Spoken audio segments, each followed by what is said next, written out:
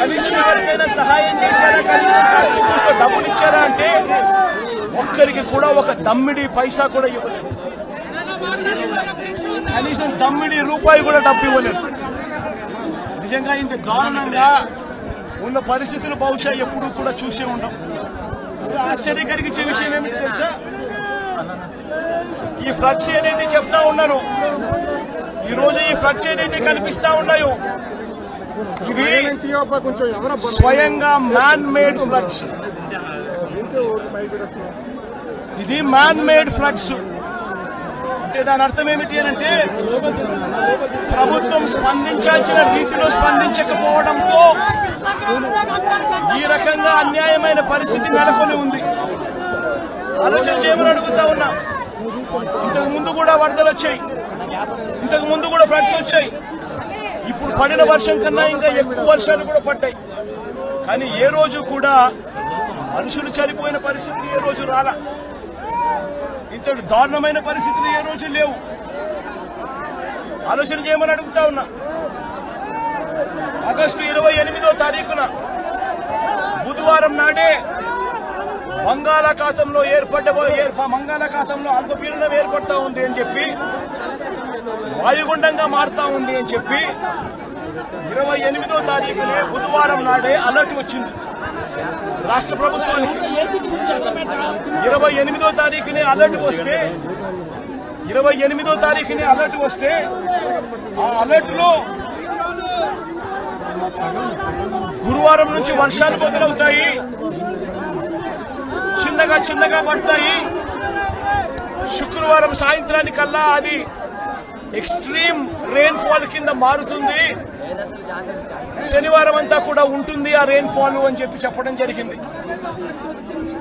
అంటే 20 సెంటీమీటర్ల పైచిలకు వర్షం పడుతుంది అని అంటే దాని అర్థం అది ఎక్స్ట్రీమ్ రెయిన్ ఫాల్ అని. మరి ఆ ఎక్స్ట్రీమ్ రెయిన్ ఫాల్ ఎక్కడ వస్తా ఉంది, ఏ మండలాలలో వస్తుంది అనే ఇన్ఫర్మేషన్ కూడా IMD ద్వారా మనకు ఇన్ఫర్మేషన్ కూడా మనకుంది.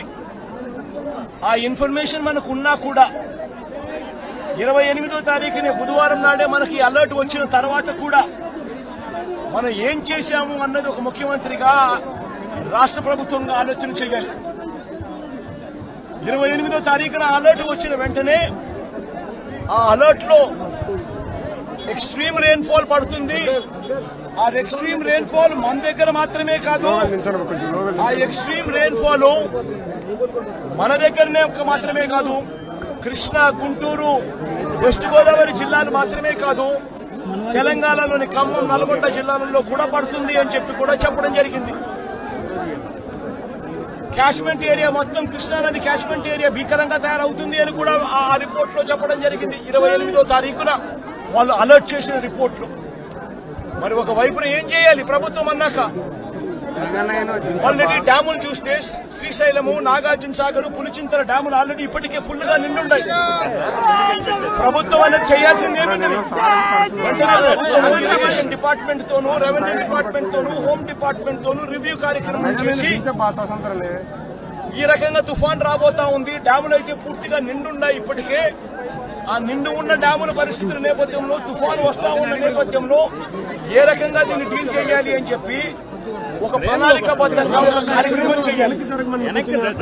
శ్రీశైలం నుంచి, నాగార్జున సాగర్ నుంచి, పులిచింతల నుంచి కనీసం 60-70 టీఎంసీల నీళ్లను అక్కడ నుంచి తగ్గించి అక్కడ వాటర్ ఫ్లడ్ కుషన్ ఏర్పాటు చేసుకోవాలి. అక్కడ వాటర్ ఫ్లడ్ కుషన్ ఏర్పాటు చేయకపోవడం వల్ల కృష్ణానదిలో వరదలు రావడం, ఒకవైపున తుంగభద్ర నుంచి కురిసిన వర్షాల నేపథ్యంలో దాదాపుగా 170 క్యూసెక్ల నీళ్లు తుంగభద్ర నుంచి నీళ్లు రావడం, ఇది కూడా మనకు ఇన్ఫర్మేషన్ ఉంది. CWC వాళ్ళు కూడా రిపోర్ట్ చెప్తా ఉన్నారు.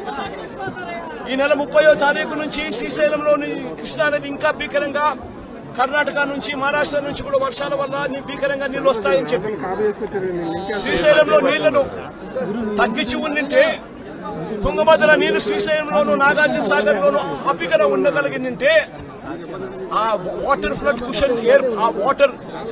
కుషన్ ఏర్పరచుకోవడం వల్ల దాదాపుగా సబ్స్టాన్షియల్ గా నీటిని అక్కడే మనం కట్టడి చేసి ఉండొచ్చు.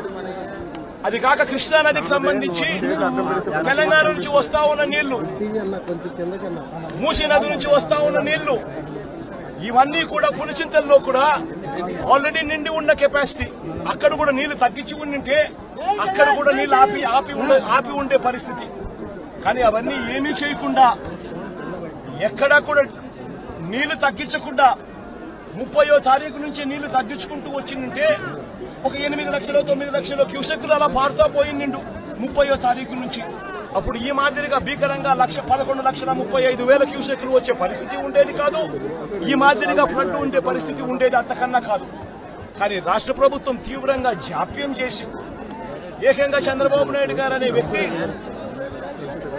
తాను ప్రజలను పట్టించుకోవాల్సిన ఆవశ్యకతను పూర్తిగా మర్చిపోయి రెడ్ బుక్ పాలనతో పరిపాలన సాగిస్తూ కక్ష సాధింపుల మీదనే ధ్యాస పెడతా ఉన్నాడు తప్ప గవర్నెన్స్ మీద ఏం చెయ్యాలి అన్న దాని మీద ధ్యాస లేకనే ఇది మ్యాన్ మేడ్ ఫ్లడ్ కింద ఇంత భీకరంగా తయారైన ఫ్లడ్ ఇది.